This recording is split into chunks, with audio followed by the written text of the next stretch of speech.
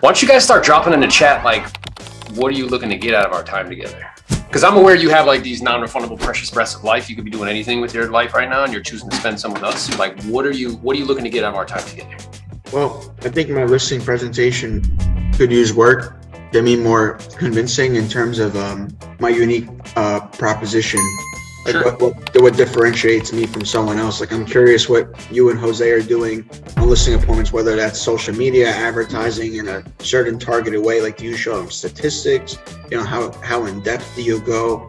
Love that, brother. It's awesome. Good for you. Thanks for speaking up. Yes, so I'm up against one of the top realtors in the area, and he's beating me at every listing presentation.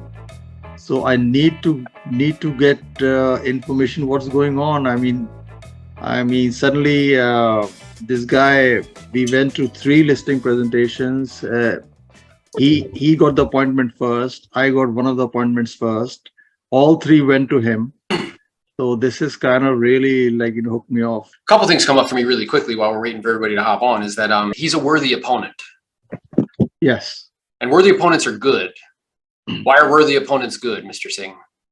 So that you get to learn so much from them. The second thing I think is true is that I think you're imagining that it's a magical concoction of words. And if you sprinkle the magical concoction in a particular order that like whammo, they're going to go into like some sort of hypnosis and just say yes, where the words are very important. But for me to get like even really clear, one of the things that I would suggest to you is to record yourself doing a presentation. And then I think also too is my kind of initial inclination based on what you've described is that he closes them. And what you're doing more likely than not is kind of the nice guy routine, which is like, you like me, you have rapport. Oh my God, you have a puppy, I have a puppy. Yay, like we should be friends. Where he's closing them multiple times to get a signature. So presenting and closing are 2 different things. The other thing that I would say on top of that, Aaron, is one of the things that like I've done as well too is I try to like somewhat understand like competitors in our marketplace and what their strengths and what their weaknesses are. For example, I was competing with one of the top agents in our marketplace, and if I'm being fully transparent, in the area where the home was, he had sold probably like 500 more homes than I have, and I didn't have a presence in that area. But what I knew is that the gentleman was a little bit older, and the seller had like a smart home. So I used that to my advantage. I said, look, you want somebody that's going to be able to promote this technology, like my fear, if you go in a different direction, or even with somebody that maybe isn't as apt to adapting with the technologies, that they're not going to be able to present your property in a manner where it showcases the main selling feature, which is the technology, the smart home that you have associated with it. She's like, you're right. So you want to get this party started? Yeah, let's go. Let's do this, guys. First of all, we want to start off by saying thank you to everybody who's taking the time to do this. We know that obviously you guys are all busy. You guys have plenty of things to do. So we appreciate you guys coming on and spending some of your non-refundable precious breath. That's also how I start the listing presentation as well too. I start off by saying thank you a lot of the times. I sit down, or we'll start it from the beginning. So we should start when we knock on the door. Yeah, here's what I propose. So, but before we get into like the presentation itself, right, on how to run through the listing presentation, I think I want to start just by telling you guys a story. So I started selling real estate in 2006, and the company that I joined, good for them, they had a boot camp. And the boot camp was 2 weeks. You had to do the boot camp for 2 weeks before you actually became part of the brokerage firm. Good for them. Part of that, they were teaching me like what to say and how to say it, small kind of instruction there, but more about like, hey, contacts equals contracts. You have to prospect, that sort of thing. The boot camp, though, culminated in a listing presentation that you had to give in front of the rest of the new agents. Now, for those of you who maybe don't know me that well, or if you do know me, you know that I'm very, very competitive. Jose smiled. Super competitive and also very motivated by significance. So if a game's presented to me, the first thing I'm asking is like, how do you win? So it became very important to me, and I took this very seriously, this presentation, because I wanted to stand out amongst all others, right? And he told us at the time, and this is dating myself a little bit, in 2006, he said, you have to go to Office Depot and you have to buy one of those kind of like flip folders, you know, that had laminated things, and they gave us sheets of paper, their listing presentation, to put into the laminated sheets on the flip chart. Look, Lenny's like, yeah, I remember that shit. The laminated flip chart, right? And they gave us a script to memorize. And again, super competitive. So I go home, I rush out to Office Depot, I put all that together. I sit my wife down. I'm like, look, we got to start role playing. Not that kind of role play, guys, but just like role playing the actual presentation, because I got to nail this shit. So I practice like for like day in and day out for like 2 or 3 days coming up to that presentation. And this is also a very true story. I show up for the day of the presentation in a dead man's suit. Here's what I mean by that. I didn't have any money at the time. There was an estate sale happening across the street. Somebody had died from the house that I lived at in Gainesville, Florida. So me and my wife go over there, and we're looking through this guy's closet, and he has a blue pinstripe suit. And what do you know? It's kind of my size. So I buy it. And I literally wore that suit for the first year of my career in real estate. So I wear the dead man suit to the presentation. And you know what I noticed? All of the other agents showed up in flip-flops and jeans, kind of just lounging. Interesting. Something to observe. Then when it came my time to present, they paired us off with some of the other new agents. And the guy who I was paired off with, he was a nice enough gentleman, kind of an all shucksy grandpa kind of guy, like Werther's original, you know. He clearly did not prepare for the presentation. He shucksed it up, kind of like he didn't know what the hell he was doing. Also took a mental note. Now, I had been worried coming up into this presentation because I'm like, oh shit, he's going to ask me about my commission. He's going to ask me about this. Well, he didn't even prepare for the damn presentation. So he didn't really have any objections, but because I had practiced so much, I was able to get through it. It wasn't great, but I got through it without stumbling, without mumbling, right? Without ums and ahs. And that stuck with me forever, right? I never forgot that because professionals practice until they can get it. Like amateurs practice until they can get it right. Professionals practice until they can't get it wrong. If you want to get paid like a professional, you need to practice like one. Guys, these conversations that we're having are $15, $20, $35, $40, $50,000. Do I prepare for them like they're $50,000 presentations? Do I convince myself that I'm just cool like that, Cindy? Oh, people are going to hire me, Jonathan, because I'm just, If you're my like, personality's the shit. Like, I promise you, none of you guys are that cool. Okay? So what I did is I spent the next 5 years obsessively and obnoxiously and disgustingly practicing. Right? Because I realized the money wasn't in the service, the money was in the selling of the service. How many of you guys all have a real estate license besides me? We can all perform the same service, correct? Do we all make the same amount of money? Why? Some of us know how to sell the service better than others. See, the service part is expected. Like when I have conversations with people, I'm like, well, what makes you different? They're like, I put my clients first. I'm like, that's immature and dumb. Well, you know, Gilly, I'm honest. They expect that. Just like when you go to the grocery store, you expect groceries. Do you freak out when you walk into the grocery store and they have groceries? You're like, oh my God, they have groceries today. This is fucking awesome. No, that is an expectation. Just like they expect you to know what you're doing, how to read contracts and what to say and how to say it. Like they expect that. So I spent 5 years role playing twice a day, 6 days a week, handwriting out the listing presentations by hand, right? For 90 days straight, recording myself presenting both audio and video. Guys, you want to have a really fun time? Record your next listing presentation, sit down with your significant other with a bottle of wine and be like, this is going to be fucking fun. Okay. And now I no longer worry about objections coming up to the listing presentation. I no longer worry about what to say and how to say it. And in fact, I actually invite those things. Okay.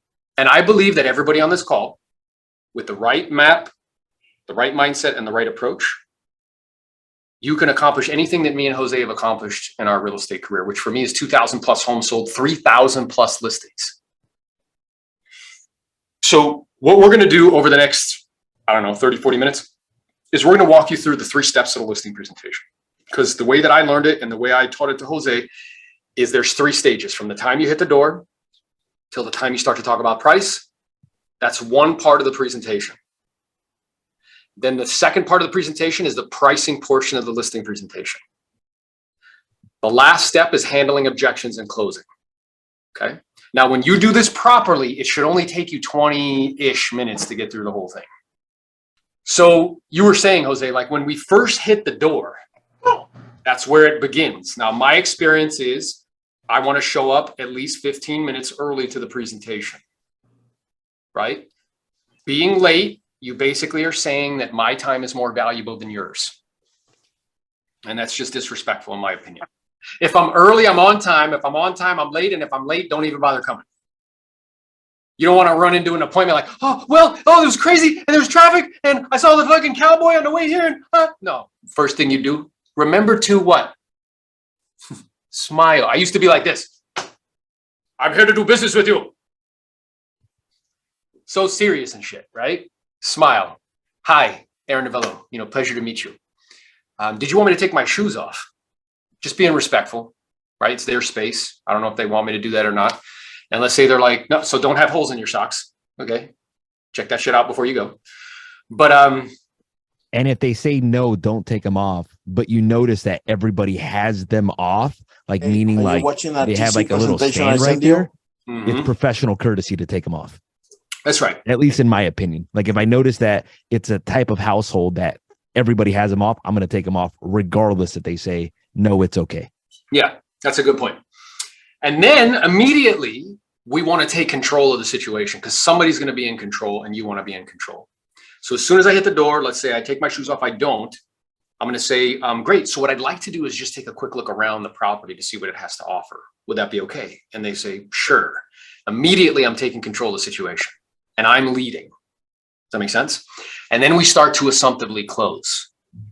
Because drop in the chat, how many times do people say no before they say yes, statistically, like based on studies? Anybody have any ideas? 7. Yep.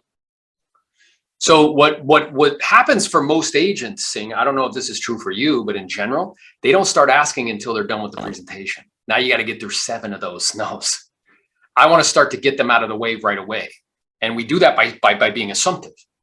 So as we're looking around, you're like, yeah, I'm noticing, Vishy, that the home is really tastefully furnished. So when we have offers come in, are we going to be including contents or do you want to take that with you to your next destination? What did we just do there? We're assuming that we're doing business. When who has offers come in?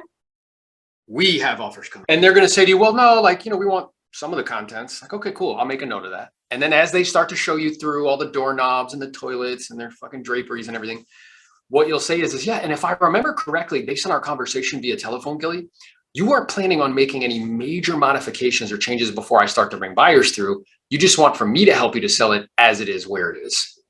Is that right? What just happened there?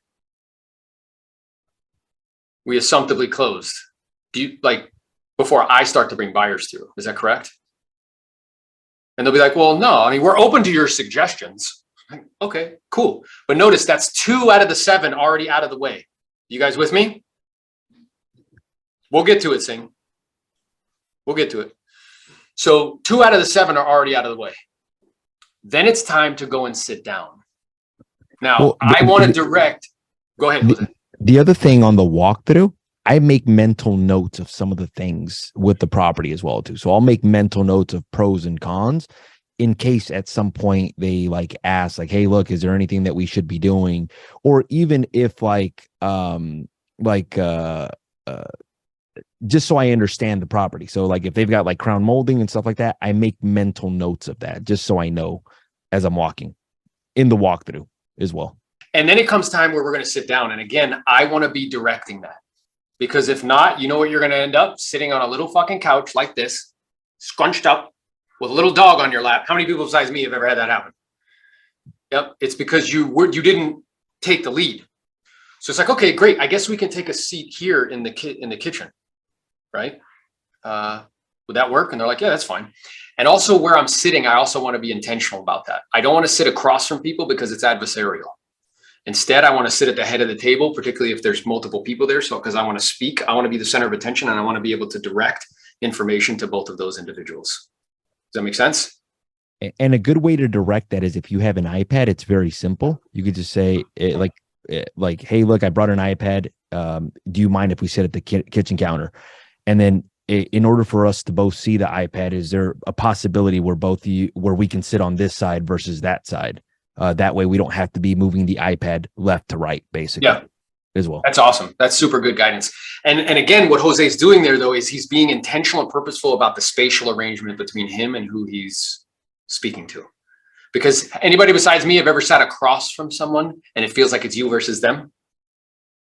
It's a big mistake. You realize it as you're doing it. You're like, fuck, bro. Like now, if they don't do it, it's not going to ruin my presentation. Yeah, if they don't do it, it won't ruin it. I'm not going to make a huge deal out of it. At the same time, it's not like a deal breaker. It's not like, oh, they didn't do it. Like, yeah, and I would do what you would do too there, Jose. I'd be like, I'd really like to be able to sit where we can all look at this information together as a team. And it seems as though if I sit here, that would allow that to happen. Does that work?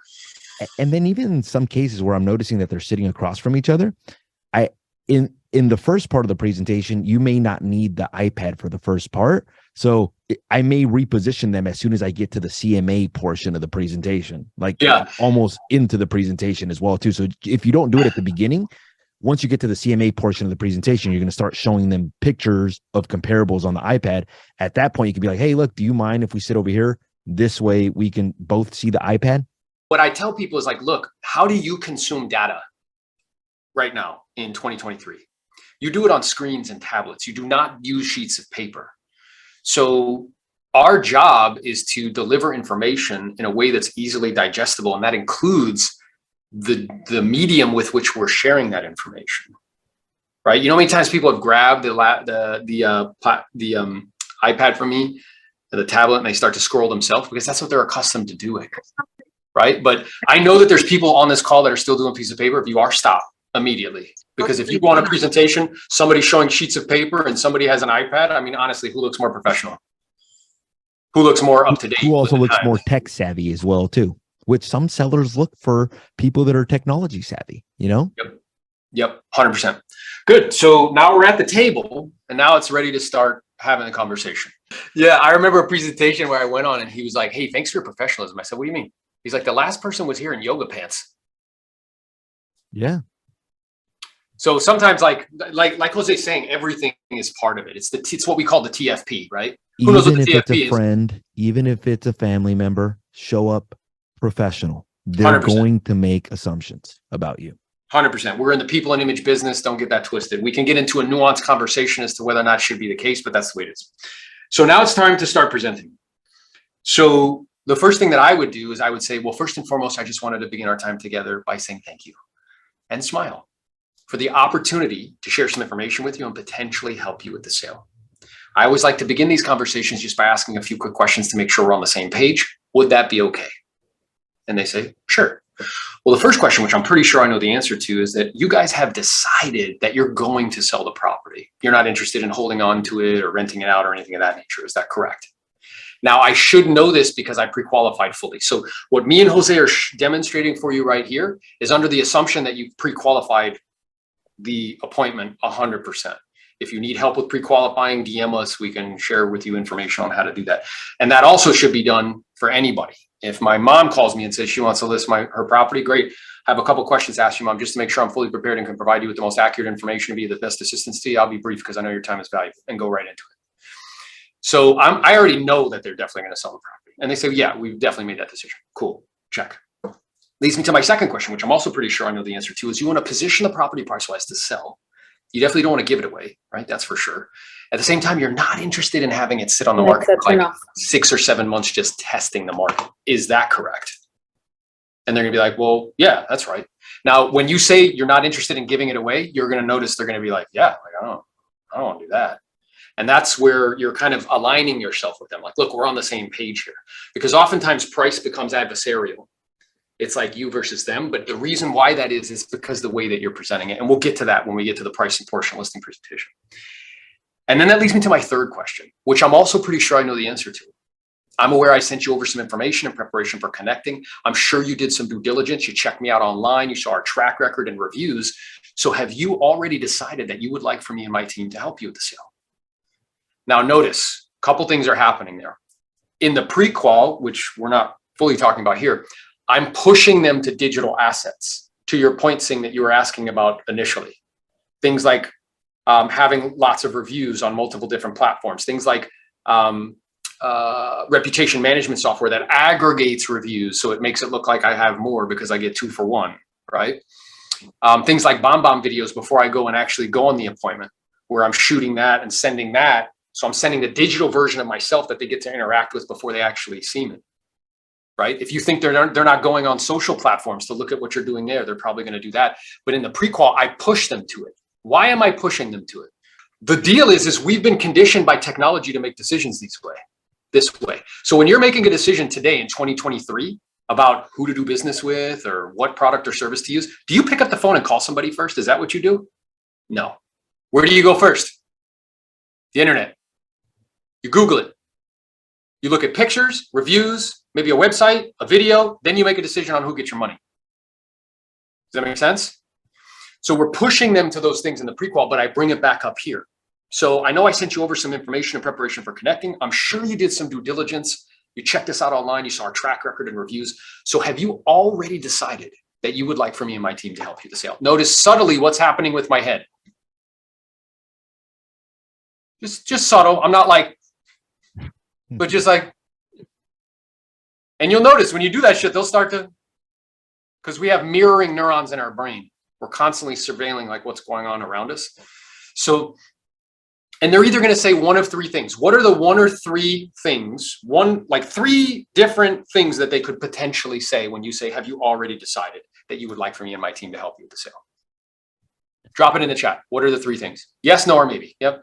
Ellie was ready. He gets the gold star super fast.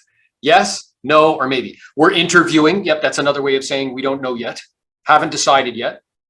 3 other agents. Okay. All variations of the same thing. Yes, no, or maybe. Now, remember, we had 2 assumptive closes at the door. I just closed you again where I said, have you already decided? That's 3. Now I'm going to go back for a 4th. And let's say you say to me, if they say yes, you do the happy dance internally. Yay, right? If they say no or maybe, great. I know that this is a big decision and you want to make sure you're making the best decision possible. I want to be clear. That is my intention. So provided that what I say to you does make sense and you do feel comfortable and confident with me that I can help you and look out for your best interest, I have all of the appropriate paperwork with me and I'm prepared to go to work for you today. Fair enough? That's 4. What am I signaling there? Nope, you're not off the hook. What do most of you guys do? Okie dokie, you're interviewing people, great. Yay. But everybody on this call knows when you walk out, if they're interviewing 3 more agents, what's the probability that you're going to get it? Dramatically drops, bro. Dramatically. And all your guys' hearts get broken.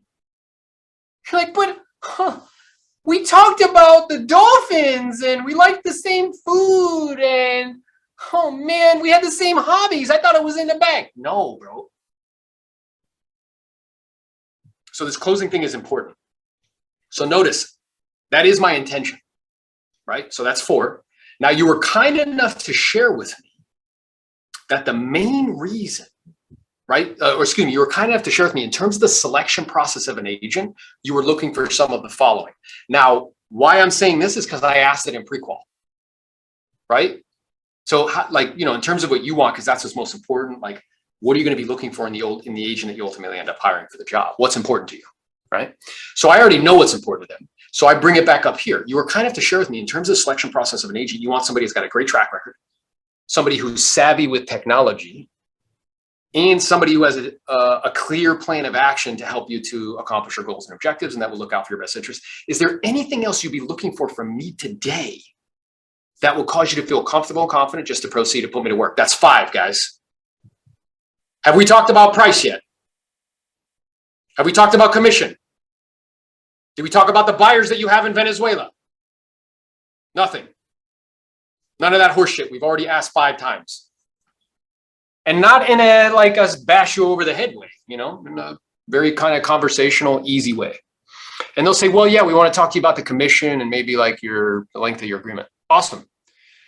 And I'm more than happy to have that conversation. I can promise you this, that won't be a reason why we don't do business. I'm sure we'll come up with something that's mutually beneficial to all parties. So it sounds as though if we can check off all those other boxes and agree, on professional fee and terms and conditions, which I know we will, that there's a good chance we'll be able to earn your business and go to work today. And I'm super excited to have that opportunity. And look forward to it. When we get to the point where they're like, all right, well, is there anything else you'd be looking for from me that causes you to feel comfortable and confident just to proceed, put it to work? They're like, well, maybe commission and we want to talk about this. Okay, great. So it sounds like if we could check off all those boxes and come to an agreement, which I know we will, that won't be a reason why we don't do business. I'm sure we'll come up with something that's mutually beneficial to all parties. We'll be able to proceed and we're excited to have that opportunity. So at the culmination of our time together, there are a few potential outcomes. The first, which we seem to be moving in that direction. What is that? That's an assumptive close. So now we're at 6. We seem to be moving in that direction. Is that you guys may decide to list the home with me. And again, I'm super excited to have that opportunity, myself and team staff, everybody's standing at the ready to go to work for you today. The second potential outcome, there is an outside chance for whatever reason, you may decide not to list the home with me. And that's okay too. Now, if I know that there may be friction there, like if they said, I'm not going to go below 4%, I might say the second, maybe the commission, you may decide not to list the home with me. And that's okay too, right? So if I know that there's going to be friction, I'll bring that up there. And then the third, and this one's equally as important as the other two, is if for any reason at all, if I honestly truly felt that I would not be able to help you get what you wanted in the time that you wanted, I may decide to very humbly, and look at my hands, I actually do this when I say that to them, very humbly decline the opportunity to list your home. The reason I would do that, Ricardo, is I'd much rather earn your business with integrity, being honest and straightforward about what's reasonable and realistic, versus promising you something I know is not going to happen and not be able to deliver. And any one of those three, I feel completely comfortable with. Fair enough? And they're like, fair. Now notice, when I just did that, when I said I may decide to very humbly decline the opportunity, that's a takeaway close. So we're at 7. We haven't talked about price. We haven't talked about commission. We haven't talked about anything. We've already got the 7 out of the way. Do you see that, Vichy? So what I'd like to do now is just revisit some of those questions that I asked you over the phone, just to make sure that I can do a great job for you and your family. Would that be okay? Notice, who could do a great job for you and your family? Me. I could do a great job for you and your family. Would that be okay? Yeah, that's great. Well, you were kind enough to share with me that the main reason you were looking to sell the property is you're looking to move to Texas. Is that correct? Yep. And you said your employer would like or need you to be out there in the next 120 days. Is that right? Yeah, that's right. Okay, and just so I know, what would happen on the outside chance if we were still here 120 days from now and the home wasn't sold? What would that mean for you guys? Oh, that would not be good. Do you think that'll happen? No, I don't think that'll happen. I just want to be clear on how important that time component is for you, because I was thinking about this on the way. In order for us to accomplish this goal of 120 days, we need to be under contract with a rock solid offer in the next 30 to 45 days, because it usually takes 45 to 60 days to close in this environment with loans. Did you know that? No, I didn't know that. Yeah. So, and we can certainly accommodate that. We just have to get started right away. What did I just do there? Create urgency. And they're like, yeah, okay. And then you were kind enough to share with me, you owe about 150,000 and you're not interested in acting like a bank and hold a note for new buyers. You just want for me to help you to get all the cash out. Notice who? Me to help you to get all the cash out. Is that right? Yeah, that's right. Okay. And then as we proceed with this, notice my language. My language is always moving them what? Forward. So as we proceed with this, Michael, as far as like showings and things of that nature, like, is there usually somebody here all the time? And if so, like, which one of you is going to be like in the home for showings, or are you guys just, at work during the day? And let's say they're like, well, my wife's normally here. Okay, cool. And what we usually do is we could do it by appointment only, so that way you're aware. So what's the best cell phone for us to reach you at, wife? The moment they give me their cell phone, what's happening? Mentally, we're moving forward. I know, Gilly, it's so good. She's looking at me like, damn. We're mentally moving them forward in the process. You say, okay, great. And then when we have offers come in, notice who has offers come in? When we have offers come in, right? I know sometimes families break up communication. Do you only want me to communicate to one of you or both of you, or how do you want that to work? Both of you. Okay. And just so I know, what's the best additional numbers and anything I may have to reach you guys, or the best email addresses so I can send you contracts via DocuSign. Notice the language, super what? Assumptive, like we're already doing this, right? And they say like, yeah, here it is, blah, blah, blah. Okay, great. Well, again, I'm super excited to have the opportunity to go to work. And the great news is and I'm crystal clear in the situation. I feel supremely confident we can add value and help you net as much as you possibly can and look out for your best interest in the process. So the great news is we really only have to focus on a couple things today during our time together. The first is your motivation, which is clear. You definitely want to do it. The second issue is the price. Now that's the bridge. Remember we said there's 3 stages of the listing presentation, right? One stage from the time you hit the door to the time you start to talk about price. What I just said there is the bridge that takes you to the second stage. The second stage is now we're having a conversation about price. So the good news is there's only a few things we have to focus on during our time together today. The first is your motivation to take action, which is clear. You definitely want to do it. The second issue is the price, right? And now we start to have that pricing conversation. So people ask me all the time, they're like, Aaron, how are you on all of these different social media platforms all at the same time, all at once? I can't get away from you. The truth is that I have a strategic partner that helps me with this. They're the folks over at EXP Creative. And they not only send me the ideas, they also do all the editing and posting. So what looks like it takes hundreds of hours per month to do is really only taking about 8 hours per month. So if you're interested in finding out some more information about EXP Creative, DM me the word social. Now that we're at the pricing portion of the presentation, I prepared for you what we call a competitive market analysis, a CMA. And it's comprised of 2 types of research. The first type is what's active on the market right now and not selling, which is very helpful to us. Do you know why? Well, the neighbors have done us a huge favor. They've tested the market at certain prices and it's not working. We can learn from that. That's helpful data. The second piece of data we'll look at is what is actually sold and closed most recently, what buyers and sellers have actually agreed that homes like yours are worth over the last 30, 60, 90, 120 days. And in looking at that information, what we're going to see come to the surface, guys, is not a pinpoint to the penny in terms of price. Instead, what we're going to see is a very tight, realistic range as to what's going to be reasonable. And then from there, it'll come down to strategy, because how we choose to position the property price-wise is a strategy in an attempt to get the most. And we'll go over the strategies that you have at your disposal, because I want you to feel comfortable with the strategy we ultimately end up choosing. And whatever you decide to do, I'm going to support you 100%. Now, timeout. How 360-degree different is that than the way most agents present price? Most agents go in there like, I'm this all-knowing real estate god. I know everything about all the numbers. Guys, you realize that they have access to the same information that you do, and they're looking at it more often than you do about their home. They're refreshing their Zillow and their Redfin every fucking day. I will add one thing to that. Early on in my career, like I would notice that when I would go over the first section of the presentation, I would notice people's body language would sometimes change as I would ask the questions. Like sometimes like I would see them cross their arms, or I would notice certain things, like almost like they were getting a little bit impatient. Or they would ask me questions like, hey, look, what's the price? Or like almost like wanting to get to the second part of the presentation, which is the CMA presentation. In some cases, I have started the presentation where it starts off with the CMA presentation in some cases. So if you notice certain body language like that, or that people are getting antsy, like maybe it was that I wasn't as good as presenting the first part of the presentation, that maybe I wasn't presenting it properly, but I would start off like, hey, what I've done for you is I prepared a comparative market analysis.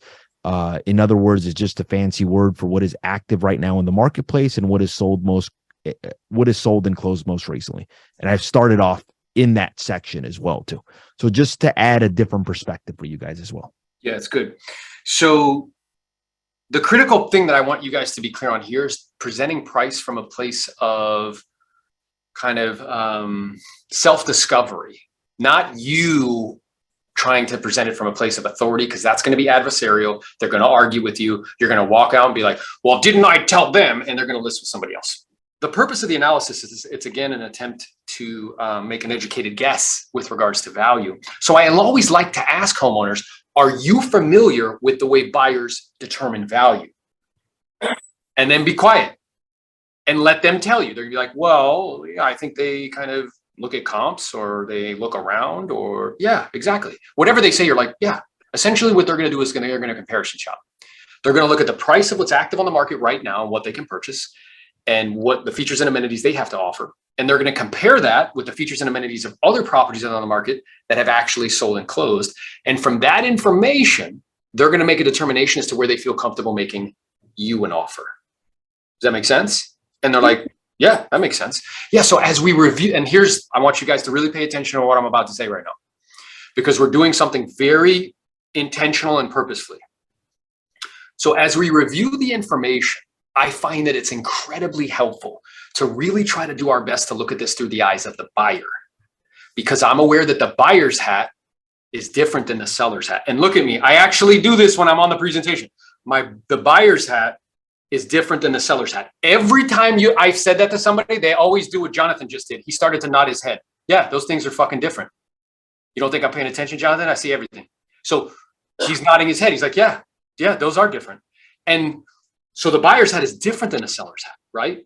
So as you review this information, the question to be asking yourself is, if you were a buyer, not a seller, because again, I know those hats are different, and you were going to buy this home all over again, having seen what's on the market and not selling and what they have to offer, and then seen the ones that have sold and closed most recently, the question to be asking yourself as we review this is, where would you personally feel comfortable making an offer that you believe would be reflective of fair market value?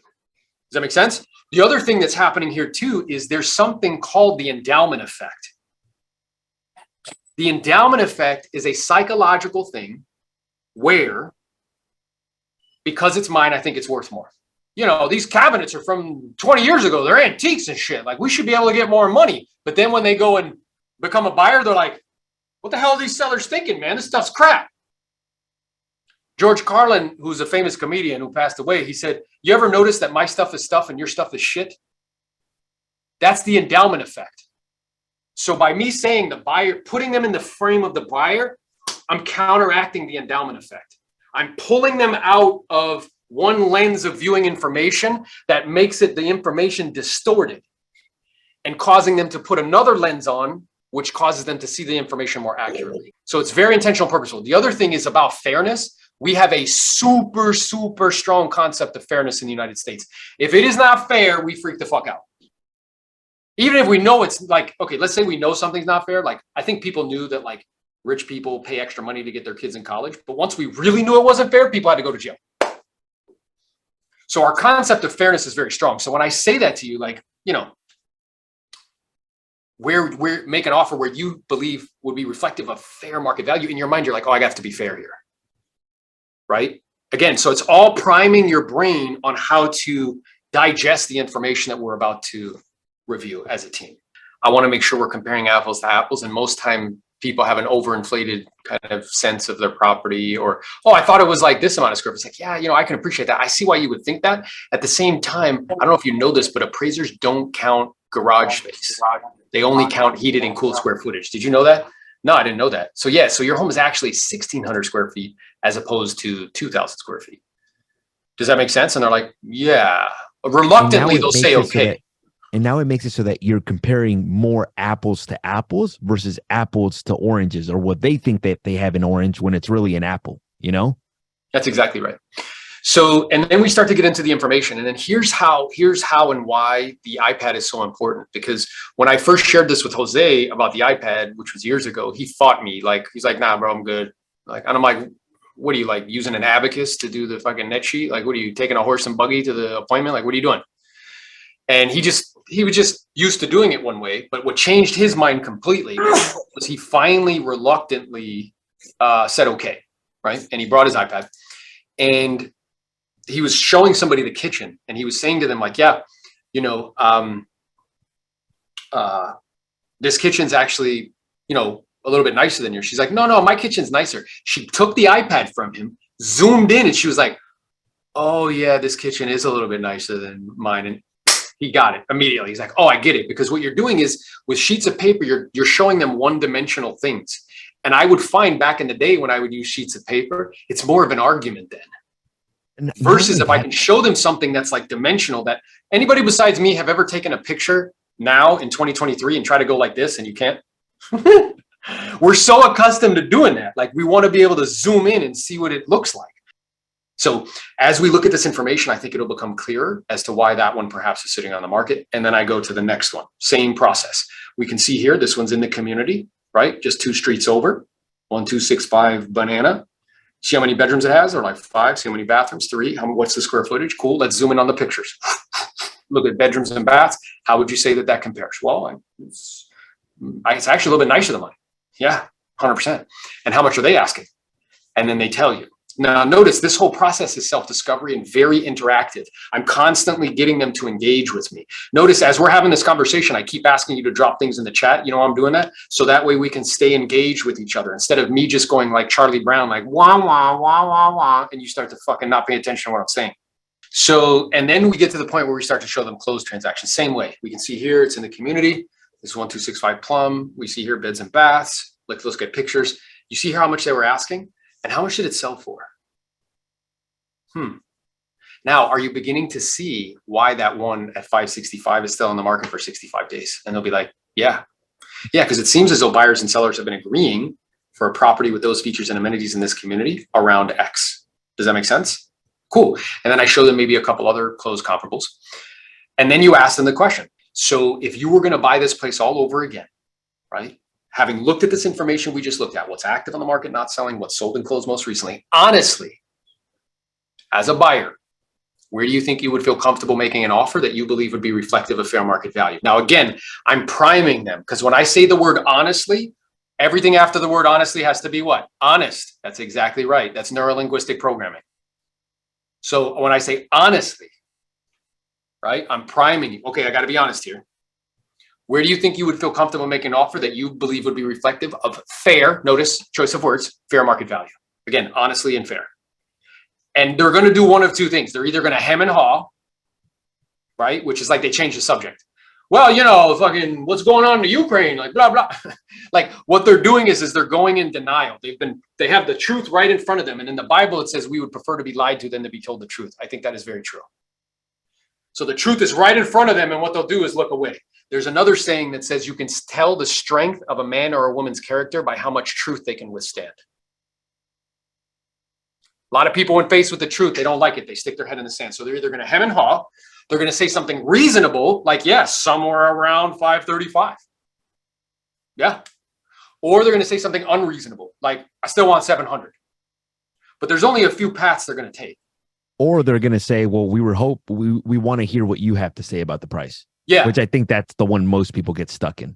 Yeah. And if they say that, you're like, well, I appreciate that. I'm just going to circle back and I'm going to ask it in another way. So instead of me going blah, I'm going to say, yeah, I really appreciate that. And let's think about this together as a team. So as a buyer, knowing that the last 2 sales in the community, right, was at 530 and 535 for homes with upgraded kitchens and baths and a pool. I mean, I imagine you may offer a little more than that. Do you think you would offer 15 or 20 or $30,000 more than 535? And they're like, well, probably not. Okay, and don't you think most buyers feel pretty similar to you? Yeah. Yeah, so I'm in agreement with you. Notice who's telling me the price? They are, because I'm skillfully helping them to self-discover it. So I'm in agreement with you. The marketplace, who's telling them? Is it me, all omnipotent, knowing agent who scored 1,000, who only needed to score 70 on a test and have $1,000 and not be a felon yet to become an agent? Are you the one telling them? Or you're like, no, I'm in agreement with you. The marketplace is telling us somewhere around, notice, I didn't say pinpoint, somewhere around 535 seems to be reasonable. So now the question is just simply how we get there. And here's where it comes down to strategy, because price is a strategy in an attempt to get the most. And I'll go over the 2 strategies that you have because I want you to feel comfortable with the one we end up choosing. Again, whatever you decide, I will support you 100%. Fair enough? Fair. So the first strategy we have at our disposal is we can start higher than that. The logic behind that strategy is I can always come. Now, when I do this with my face, notice what I did here? They always say down. They say it. I don't have to even say anything. I can always come down. I can't go back up. And I want to leave a little bit of room too.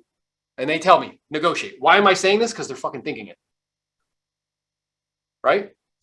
And there's nothing wrong with that strategy. Like, it's okay. There are a few considerations though that I want you to be aware of. The first one is time, right? Because I know you mentioned to me that you want to be moved in the next 120 days. And when I asked you what would, happen if on the outside chance we were still sitting here 120 days from now and the home wasn't sold, you said that would be completely unacceptable.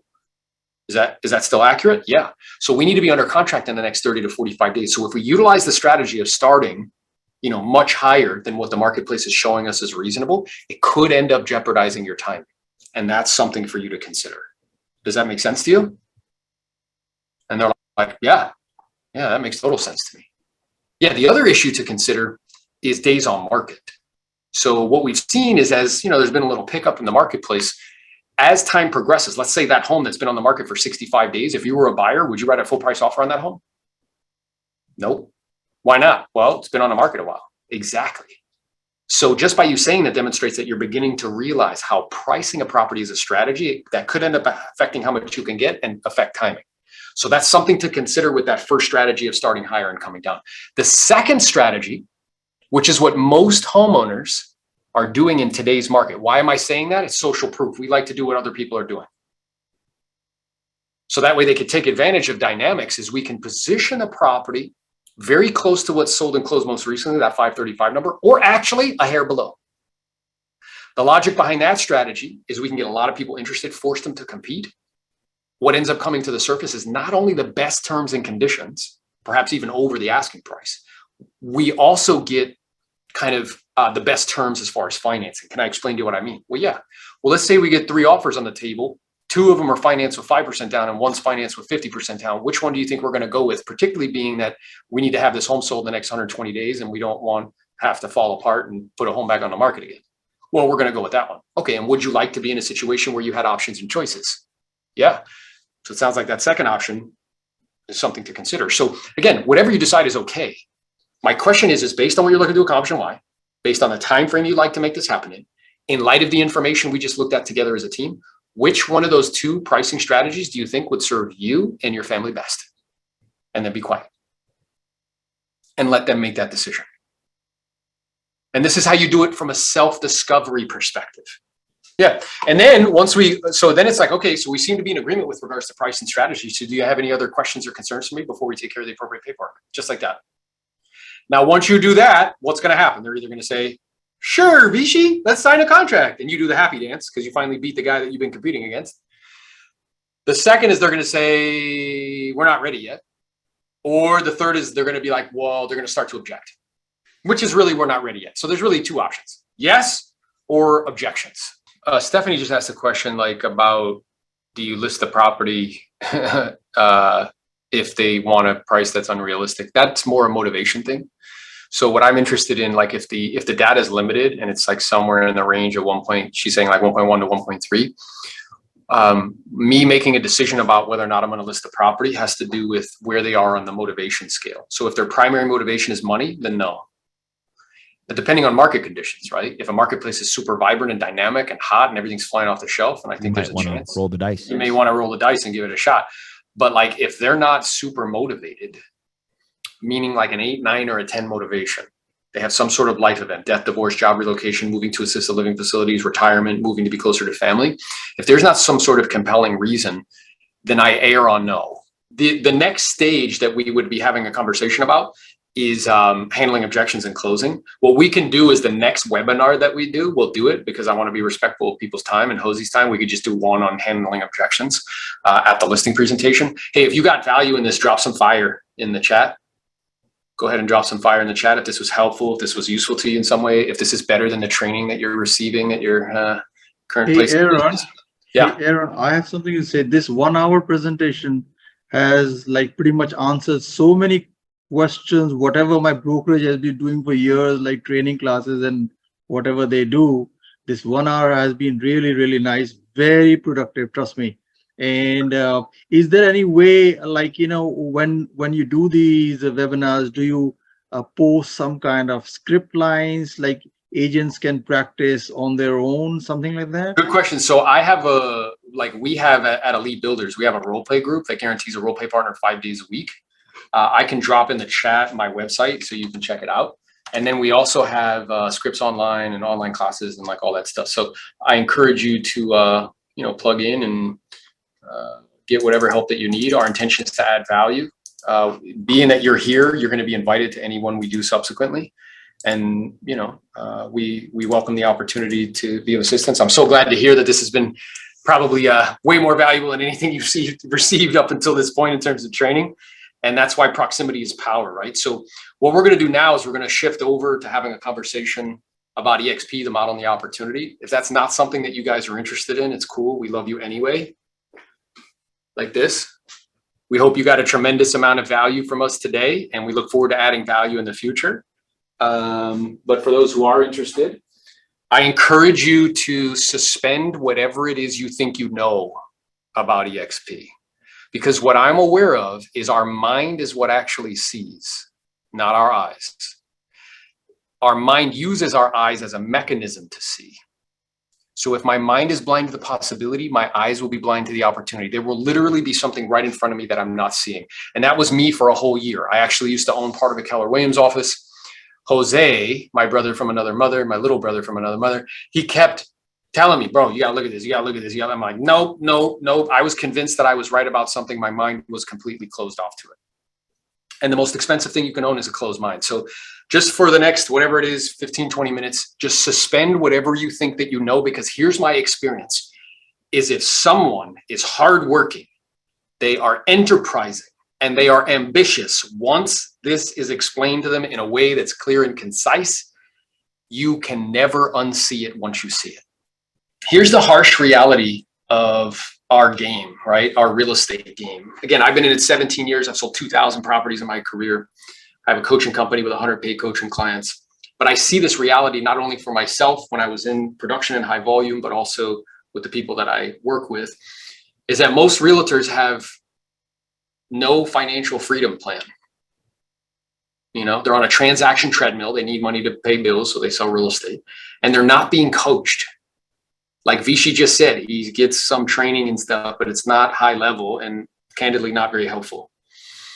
So we have these really big challenges, but why is EXP disrupting the industry so much? Why are they going from 20,000 agents to 88,000 agents in 2.5 years? Why are they the fastest growing real estate company in history? Well, we've all lived through some major changes. We just don't really realize it. Right? These massive changes, and there's one underlying technology that has been responsible for a lot of these changes. So if we look here, I had to explain to my son what Blockbuster was a couple weeks ago. He didn't even know what it was, bro. And Netflix tried to sell itself to Blockbuster twice, not once, twice. But remember, if your mind is blind to the possibility, my eyes will be blind to the opportunity. The CEO of Blockbuster, his mind was blind to the possibility, so he was blind to the opportunity. He could have owned Netflix, gobbled them up, and they would still be in business. Instead, they disappeared off the planet. What was the underlying technology that caused Blockbuster to go out of business? It's the internet, right? I used to work at a company called Circuit City. I'm dating myself, okay? I was 17 years old. It was the first sales job I had. It was cool. They taught you how to sell. You got commissions off the boom boxes and the CD things that you sold. And you also got extra commission if you sold the extended warranty plans. It's the first sales training I ever received. Okay. Well, they don't exist anymore because Amazon started to sell electronics. I remember you used to go to a bookstore and there used to be a music department. Anybody besides me remember that? And I remember going in there one day and being like, where the hell's the music department? And it disappeared. Why? Because of the same technology, which is the internet. And the same thing is happening to traditional brokerage firms, right? Because EXP is a cloud-based brokerage firm and it's the fundamental underlying technology is the internet. Now, I want you to keep this in mind too, right? So for those of you who are with companies that have physical offices and you guys are like, oh, the office. Between 2020 and 2021, did any of you guys go to the office? No. Did it matter? No. We were all doing EXP for a whole year. We just didn't call it that. And the whole world didn't end. All the transactions were done. You guys did well, right? Because marketplace was good. So it's not this thing. I think we think it's this thing that's like super outside of us, and it's really not. It's something that we have already experienced and we were doing before. So let me go back to share my screen. So this is what the actual CEO of Blockbuster actually said. Okay. He actually said, neither Redbox nor Netflix are even on our radar screens in terms of competition.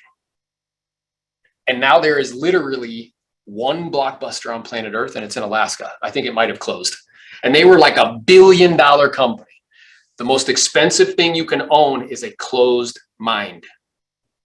Okay. His mind was closed. His company's out of business now. I remember when I was a kid, if we traveled with my family somewhere, we really only had two options of places to stay. One was in a hotel. The other one was with a friend. It's no longer the case. You have short-term rentals. Airbnb has a larger valuation than Hilton Hotels, and they own no real estate. Why? What's the underlying technology? The internet. Okay, you guys noticing a pattern here? Here's been the traditional model of real estate, okay? Where a lot of you guys have experienced this. It's feudalism, essentially. You have a king or queen at the top. That king or queen goes out and they sell a whole region. People pay millions of dollars to own a region. Those regional owners go out and sell individual franchises to office owners, local office owners. Those local office owners go out and recruit agents. Notice, where are the agents in this feudalism model? The peasants. They own nothing. They work the land, but never own anything, and all the money funnels back up to the top. A lot of people say about EXP, it's like, oh, well, it's like a pyramid thing. What does this look like to you? That's what businesses are, right? You have the agents at the bottom. They're doing all the work. Don't own any of the land. Never own anything. And the money flows back up to the top. And this is what we settle for, okay? Guys, you know what I received for grossing $1 million in a calendar year? A piece of plastic. I see all you guys with your awards where you go like this, like, yeah, on Instagram. It comes with nothing. You own nothing. Nothing. Okay? Then the model evolved where it was like, okay, well, we can share in profits. That's a particular model that's out there with a red flag. And that revolutionized things because before that, agents couldn't own anything. And it was like, all right, well, we will be transparent with the books. And if there is a profit, we'll share 50% with the owners and 50% with the agents that bring agents to the company. Fine. That revolutionized the game. They went to 170, 180 plus agents, 80,000. The issue with that is that you're saddled with $40,000 to $50,000 a month in expenses to run each office, and offices aren't equally as profitable, and there's not that much profit, which means there's not that much profit share. Anybody besides me notice that brokerages around the country that aren't cloud-based are having to raise their fees? Because revenue's gone down. So they're raising transaction fees, they're raising MLS fees, they're raising all this stuff to you, who's the consumer that's actually working the land. Like, remember, you're the agent, you're their client. Okay. So EXP comes along, and what it does is it eliminates the region. It eliminates the individual office owner and eliminates all of the staff that's sitting in that office with nobody in it. Guys, think about the offices that you're in. You got to beg, borrow, and steal to get people to show up. You got to give them hot dogs and hamburgers and fucking, you know what I mean? Just to get donuts, just to get them to come. But you guys are all paying for those offices. So what EXP does is it eliminates all of that. Eliminates the region, eliminates the owner, the staff, and it makes you, the agent, the owner. And what you get in return is you get lead generation, technology, training, health insurance, stock awards, actual equity in the company, revenue share, and collaboration at a super high level. Okay. And I do believe that collaboration is new currency. If you're taking notes, write this down. You are not going to get rich renting out your time. You must own equity. Ask yourself a question at the end of this calendar year, wherever you're currently doing business, what will you have to show for it other than a piece of plastic? Anything? Any equity? Okay. Do I have upside in the mothership, the actual mothership? And this is what it does because it's a cloud-based brokerage. Again, the internet, notice that same technology that's disrupting all those other industries. The internet is disrupting the brokerage business. The brokerage is in the cloud. You eliminate, a lot of the expenses, and then you compensate agents like owners. Two of the participants died by suicide. Okay. 11 suicide Now, here's why I'm so died excited about this opportunity. in his studies. Somebody needs to mute themselves. I don't know who that is. Whenever something's new, In my opinion, and always there's come an on. I don't know how to mute somebody, bro. So or not. I don't know how. I don't have the capabilities as a host. Who is it? Who is it? Who is it? Danny. especially when you consider a point Alexandra made. Danny, let's get you muted, brother. Did you know that 30% in two prior studies? Thank you. All right. So the reason why I'm so excited about this opportunity is that this is the innovation curve. Okay. So when something's new, you have the innovators and everybody thinks they're crazy. So when Elon Musk told everyone 10 years ago that everybody was going to be driving electric cars, you're like, yeah, that's fucking crazy. Anybody besides me notice way more Teslas on the street now? Okay. 9 out of 10 people don't own a Tesla. Does Tesla have room to grow? 100%. 9 out of 10 agents are not with EXP. Does EXP have room to grow? 100%. So at the beginning, you have the innovators. It's only 2.5% of the growth curve. Then you have the early adopters. Early adopters have a higher tolerance for risk. Okay. They see something, they don't hem and haw. They don't need to ask their grandma and their grandpa and this and that and watch charts and graphs. They just do it. This makes sense to me. Let's roll. That's 13.5% of the growth curve. Then you have the early majority. These people have a lower tolerance for risk. They need more people to do it so it feels safe to them. Okay. Then you have the late majority. They have FOMO. They feel like they're missing out. Then you have the laggers. Laggers still have flip phones. They're the type of people like, well, you know, technology isn't my thing, Jerry. Well, you know, I don't do social. That's those people. Okay. So the reason why I'm so excited about this opportunity is check this out. This slide is old. It's actually 88,000 now, 20,000 to 88,000 agents in 2.5 years. And I believe that we are only at the early majority stage of this opportunity because enough people have done it. Enough top producers like myself and Jose and many others have done this where it actually feels safe to other people. Notice where 68% of the growth curve is, right where we're at right now. So the question is, am I just going to watch as this thing sweeps through our industry or am I going to participate? I decided to participate. So here's the question. Is this your plan? Like, do you plan on sitting open houses when you're in your 60s and 70s? I remember being on mastermind calls and I'd be like, look, guys, I'm not trying to be a jerk because I was usually the youngest in the group. If I'm still on this call and I'm in my 60s talking about contacts and open houses and fucking knocking on doors, I screwed up. I did something wrong. Okay. This comes from the cash flow quadrant, how we earn income. Okay. Great book. You should read it. If you read it, read it again. E stands for employee. 90% of the population earns income that way. Has the least tax advantages. It's the most taxed. Then you have self-employed. That's us. That's doctors, accountants, attorneys. Then you have business owners. They own a system or they own equity in a business. And then you have investors. Guys, most of you guys in your current models, all you are is on the left-hand side of the quadrant. You don't own any of the business. You own none of the mothership. And you don't have an additional way to earn residual income. Okay. Again, the only thing you have left to show at the end of the year is pieces of plastic.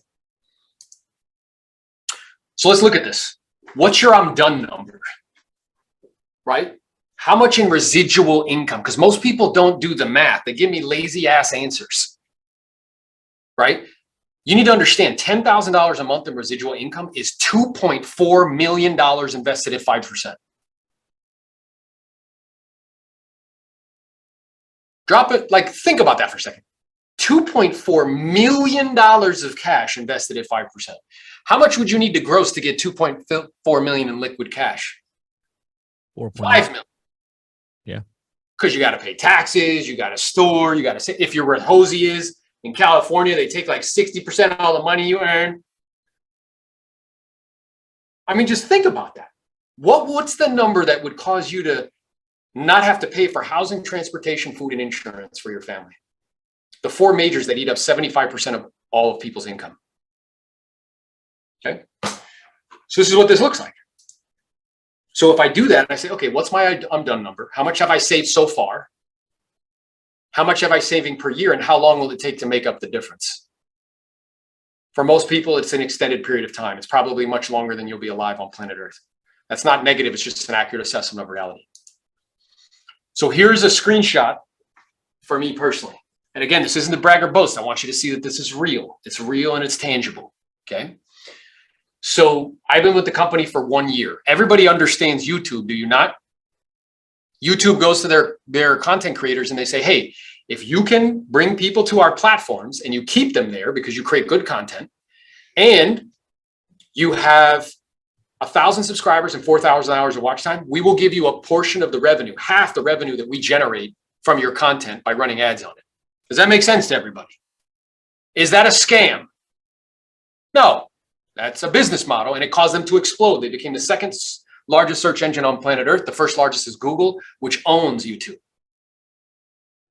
Well, EXP does the same thing. They say, hey, if you could bring people to our platform and they're productive, you bring agents to the platform, they're productive, we will give you a portion of the revenue that they send back to EXP towards their cap. That's unbelievable. This is the YouTube of real estate, man. So if we look here, I personally have been with the company 12 months. I brought 31 people to the company. Those 31 have went out and got 90 plus, 124 agents in 12 months. The office I left had 130. I'm going to be bigger than that whole office in 1 year. The revenue share check last month was $10,390. This month, $14,629. Guys, for me to get $14,629, I would have to invest $2.4 million at 6%.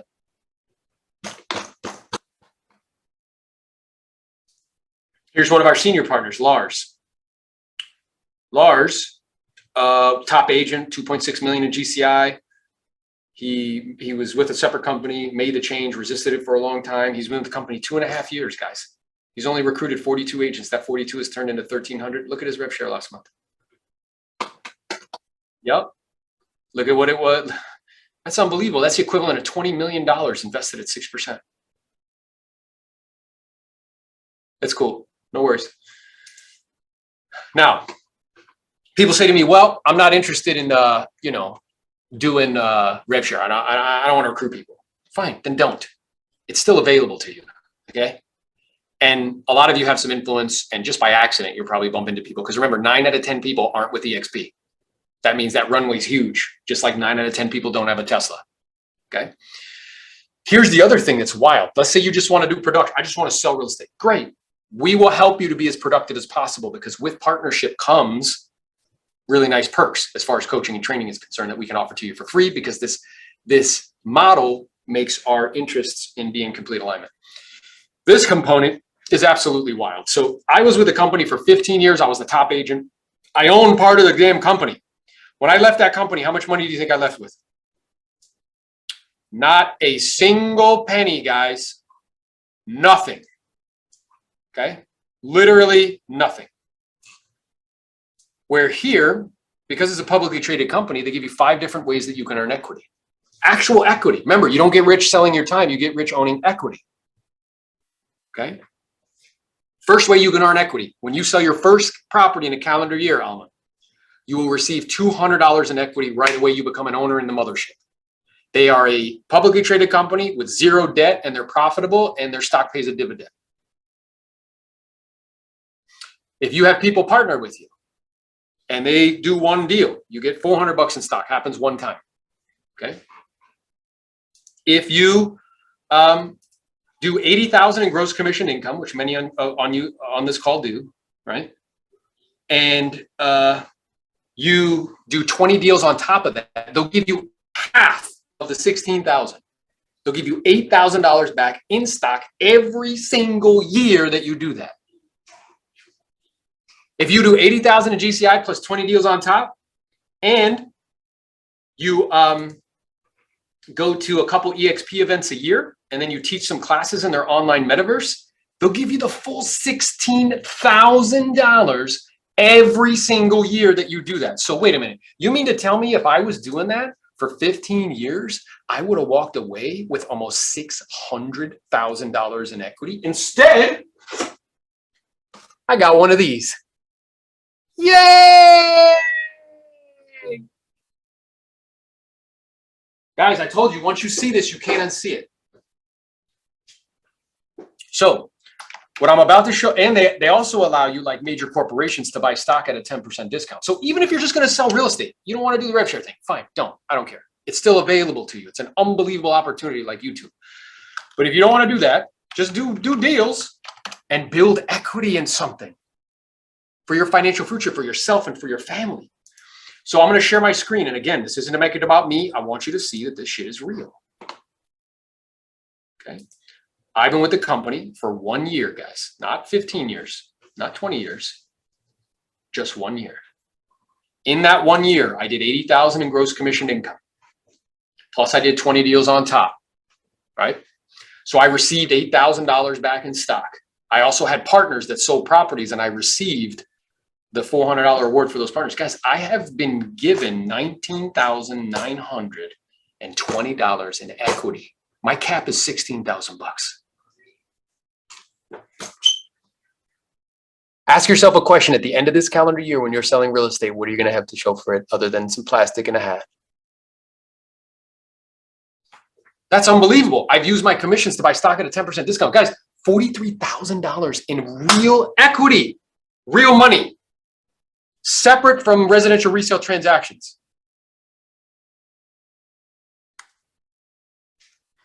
Unbelievable. How long do you plan on selling real estate for? 10 more years? 15 more years? 20 more years? Imagine if you were accumulating equity in a company that is completely trailblazing, that has zero debt, that is profitable, that is growing, the only one that's actually growing in agent count and in production and volume. Okay. As far as like the health insurance plan, I switched my family over to it because they have a group plan. I have 2 children, a 12-year-old and a 9-year-old, and my wife, and we save $500 a month. That was kind of cool. And then the nitty gritty of it is it's $150 to start one time. You get 1,000 business cards and you get some, folders and stuff. And then it's $85 a month. And the $85 a month, what it includes is the software suite. One is KV Core, which is a CRM that a lot of, companies use. It's very robust website, all that jazz. And that's normally $400 a month, but it's included in the 85. And then the other thing that's included is SkySlope, which is back-end transaction management software to process transactions to get paid. It's very simple and easy to use. Because they're a tech company, which is pretty dope. As long as I get them, all the things that they need, the commissions are just like direct deposit instead of me having to like go to an office to pick up a check, which is kind of ridiculous in 2023. So, what comes with partnership if people decide to partner with us? That's a good question, right? So what comes with partnership is the following. So because I mentioned, I have a coaching company, 100 paid coaching clients, 12 of them make over $1 million a year. 75% of all of the coaching and training that I personally provide becomes free to our partners and anybody that they partner with. So I do a call once a week. Some of you who are here are on that call. Agents pay $250 a month to be on the call. And that's free to you and free to anybody that you bring to the company, right? I also have role play groups. Role play group in the morning, 7:30. Another one 11:30. The one at 7:30 is just for setting appointments. At 11:30 is the listing presentation. Agents pay $1,000 a year to be in those groups. We rotate role play partners. All you have to do is show up, and that's free to you and free to anybody that you bring to the company. I also have 2 separate mastermind groups. One for agents doing 250 to 500 in gross commissions. It's a call with me for 45 minutes once a week. And then we have another one called the Freedom Builder, 750 a year or more. And both of those people pay to be on those calls. They become free to you and anybody that you bring to the company once you fit those criteria. Okay. Now, what's also true is anybody that I have proximity to and Jose does, you immediately have proximity to. So what Jose is contributing to the value stack is Jose, I've coached him since he's 26. He's 36 now. He does $2.6 million a year in gross commission income. Okay. He owns 59 doors at 36 years old, 275,000 followers on TikTok, 45,000 on Instagram. He does a call once a week. You can ask him any questions you want, and it's absolutely free. Okay. He also has Morales University, where he's recorded me and him role playing, recorded him setting appointments live. He charges people $400 a month for that. It's also free. And then our senior partner, Lars, which I showed you, had that gargantuan rev share number. He has a coaching company called Real Estate B School. He has an online platform that's very robust, right? That teaches you how to scale, right? It's all the recordings, all the PDFs, everything is all in one place. He charges $900 a month to have access to that, and that becomes free to you and free to anybody that you bring to the company. Okay. So with partnership, what you're getting is the following. One is you're getting access to multi-millionaires in the space of real estate that you get to spend time with them 3, 4, 5 hours per month. And it's absolutely free. It would normally cost you thousands of dollars, right? The second thing is you're getting access to equity. And you have to ask yourself, wherever you are currently, like, what do I have to show for at the end of the year, right? And then the third is you get access to the revenue share thing, which literally can be life-changing. I've invested millions of dollars in real estate in order to receive rev share, in order to receive residual income. That's half of what the rev share is becoming in 1 year. That's how powerful that is. Okay. So if somebody invited you, so one of two things happen when we get to this point in the conversation, right? One is people are like, geez, that value stack is like ridiculous. And that's amazing to me. The fact that I get to get proximity to those individuals is awesome. And, you know, on top of it, the equity plus the rev share thing, like, I'm ready. Like, let's start onboarding. So if somebody invited you to this call and that's you, reach out to them, be like, yo, I'm ready to take the next steps. If they didn't, or if you just want to have a confidential conversation with me with regards to the model and the opportunity to see if it makes sense for you and your family and your business, or to see if this is something that you want to explore, then I'm going to drop my link in the chat.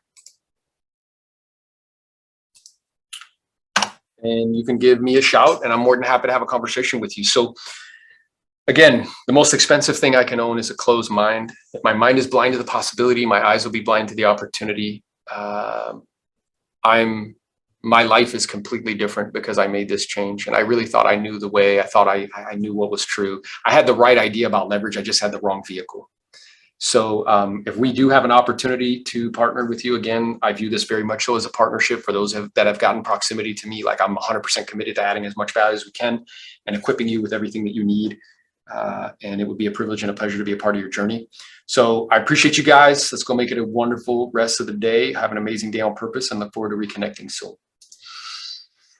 Peace.